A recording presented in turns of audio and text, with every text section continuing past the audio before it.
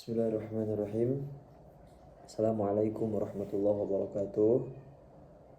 Pada video ini insyaallah saya akan sedikit menjelaskan mengenai prinsip-prinsip komunikasi pembelajaran, di mana mata kuliah ini diampu oleh Ibu dosen Yeti Nur Izati MSI, yaitu dengan tujuan pembelajaran di mana kami dapat memahami secara mendalam tentang komunikasi efektif dan bagaimana penerapannya dalam komunikasi pembelajaran di era digital. Yang pertama yaitu pengertian prinsip komunikasi. Prinsip komunikasi adalah aturan-aturan dasar yang mengatur cara komunikasi berlangsung secara efektif dan efisien. 12 prinsip komunikasi menurut Dedi Mulyana.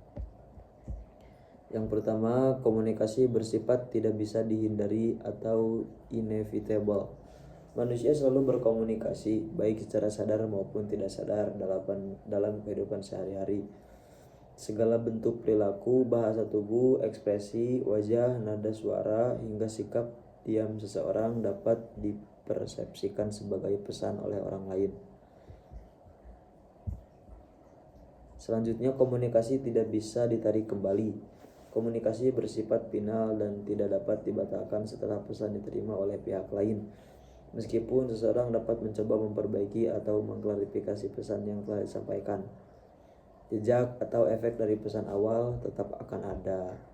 Yang selanjutnya yaitu komunikasi bersifat prosesual dan transaksional. Komunikasi sebagai prosesual berarti bahwa komunikasi adalah serangkaian tahap yang berlangsung terus-menerus dan berkembang. Dalam model transaksional, komunikasi tidak dipandang sebagai proses linier, melainkan sebagai proses yang melibatkan hubungan dinamis antara komunikator dan penerima pesan. Selanjutnya, komunikasi melibatkan dimensi isi dan hubungan. Jadi komunikasi ini melibatkan dimensi dan hubungan. Yang selanjutnya adalah komunikasi bersifat simbolik. Komunikasi itu adalah simbol dari A dengan si B atau A dengan orang lain. Yang selanjutnya adalah komunikasi bersifat kontekstual karena komunikasi itu bersifat sosial.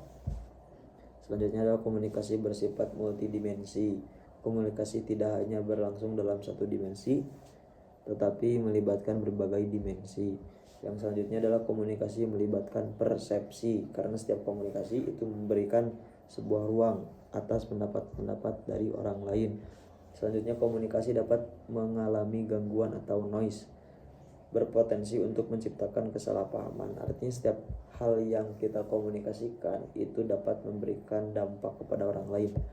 Komunikasi bersifat interaktif, artinya ketika kita sedang berkomunikasi itu adalah sebuah hubungan antara dimensi A dengan dimensi B atau aku dengan kamu. Itu komunikasi bersifat etis, artinya dalam komunikasi ini harus memiliki etika karena kata klip kok adat. Selanjutnya, komunikasi bukan obat untuk menyelesaikan masalah, tapi dapat menyelesaikan masalah.